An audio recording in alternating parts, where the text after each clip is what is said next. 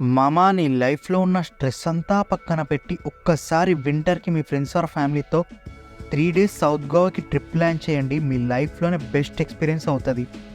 హైదరాబాద్ నుంచి evening start అవుతే morning వరకు సౌత్ గోవాకి రీచ్ అవుతారు. సౌత్ గోవాలో రూమ్ తీసుకొని ఫ్రెష్ అప్ అయి సన్ రైజ్కి బేతుల్ బీచ్కి వెళ్ళండి. లొకేషన్ అయితే సేమ్ మాల్దీవ్స్ లాగా ఉంటుంది. మీకైతే కొత్త ఎక్స్పీరియన్స్ వస్తుంది.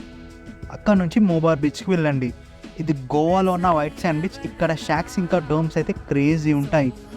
ఆఫ్టర్నూన్ అగొండా బీచ్ గోవా సన్సెట్లో లంచ్ చేసుకొని అగొండా సన్సెట్ క్లిప్ దగ్గర సన్సెట్ ఎక్స్పీరియన్స్ చేయండి. 5 minute ట్రెక్ చేయాలి. వ్యూ అయితే టోటల్లీ వర్తీ ఉంటుంది.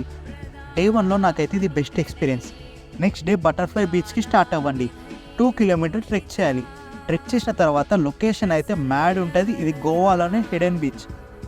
ఆఫ్టర్నూన్ పాలలం బీచ్ దగ్గర ఆర్ట్స్ కెఫే ఎక్స్ప్లోర్ చేసి లంచ్ చేసుకొని ఈవినింగ్ స్ట్రీట్స్ ఎక్స్ప్లోర్ చేసి నైట్ 2 kilometers డిస్టెన్స్లో ఉన్న లెపర్డ్ వ్యాలీకి వెళ్ళండి. ఇది సౌత్ గోవా మొత్తంలో ఇదైతే హ్యాపెనింగ్ ప్లేస్.